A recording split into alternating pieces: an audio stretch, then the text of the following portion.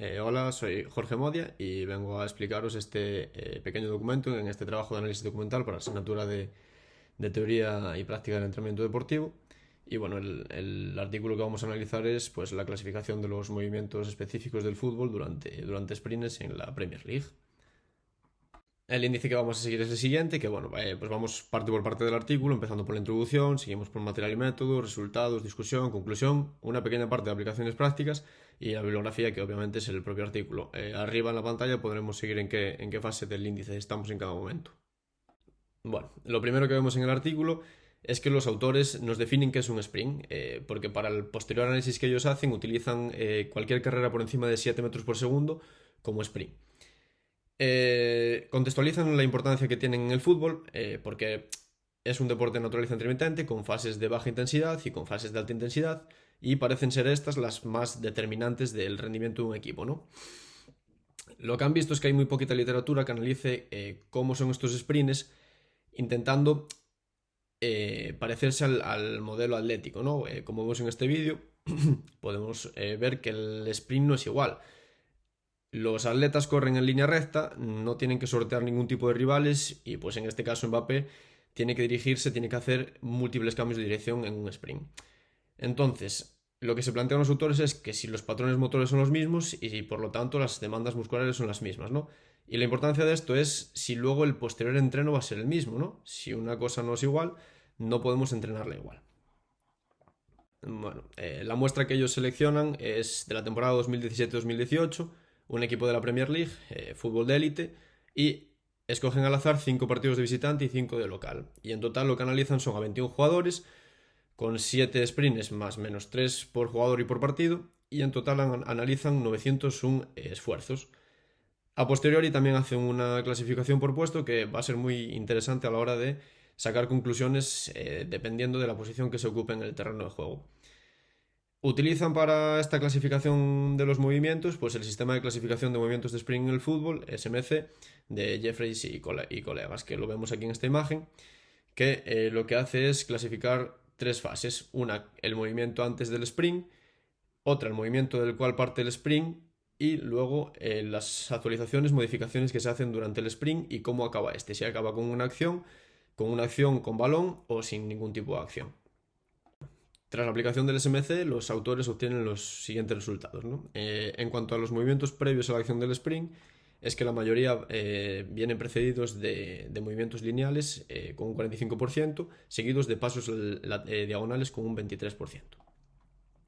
En cuanto al movimiento del que parten los sprints, la mayoría parten de posiciones lineales con un 57%, y lo más llamativo es que el cambio de dirección más común es que no haya, aunque muy poquita diferencia con los cambios de dirección laterales. Vemos que no haya cambio de dirección se produce en un 44% de las acciones, y que el cambio de dirección sea lateral se produce en un 39%.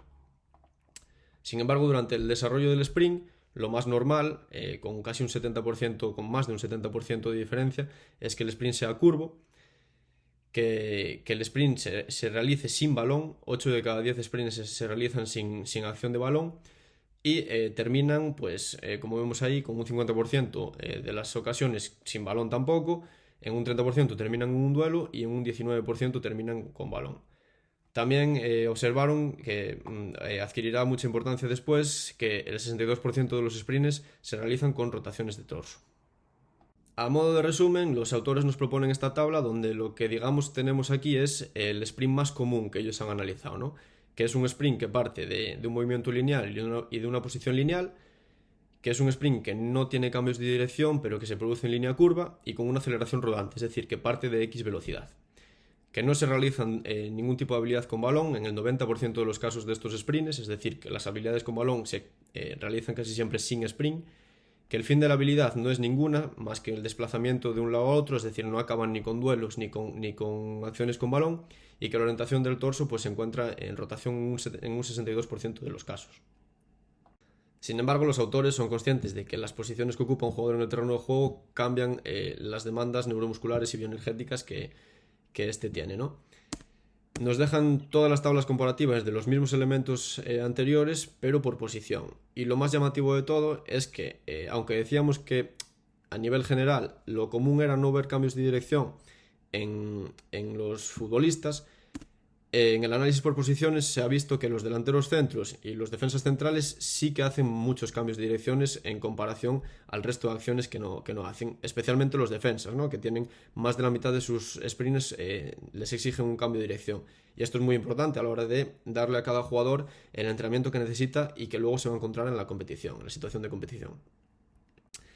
En la discusión, pues los autores obviamente son críticos con sus hallazgos y no demonizan el entrenamiento tradicional de sprint lineal, ya que al final los jugadores profesionales parecen ser mucho más selectivos en sus esfuerzos que jugadores amateurs, y la correcta técnica de sprint lineal pues puede ayudarles a predeterminarlos y que les supongan menos demandas bioenergéticas. También en la discusión han visto que el sprint curvo sí que posee características diferentes que son dependientes del radio de curvatura de este, ¿no? A mayor radio de curvatura, pues varían las demandas neuromusculares de la pierna interior y la exterior. En cuanto a esto, pues la pierna interior lo que han encontrado es que estabiliza en el plano frontal, y que la exterior es la que, aparte de estabilizar, rota el cuerpo y lo propulsa. La rotación de tronco, que hemos comentado que es muy importante, puede generar muchísimas mayores demandas en la rodilla y a los isquiosurales y hacer que el riesgo de lesión aumente. Por lo cual, futbolistas que tengan una mayor capacidad de disociación del torso pueden beneficiarse pues a la hora de sprintar con el rotado. Hay que tener cuidado con extrapolar los datos de este estudio, ya que es una muestra muy pequeñita y en solo 10 partidos de una liga, y hay que tener en cuenta que las demandas por posición y las demandas de un equipo varían en función totalmente del modelo de juego. Lo que sí que tenemos claro es que en estos 10 partidos que los autores han analizado es que el sprint curvilíneo es el más común y que además se produce con una rotación de torso. También nos proponen algunos consejos a la hora de entrenarlo, pues como puede ser variar la posición de partida, realizarlo de manera lanzada o explosiva, que haya una toma de decisión para simular situaciones reales de juego y pues que tenga esa rotación de torso, ¿no? Como vemos en este sprint de Haaland, en el que todo esto se combina para provocar que él gane la acción a dos futbolistas y pueda conseguir un gol a puerta vacía. Bueno, por último, poner la referencia del artículo analizado y dar las gracias por la atención.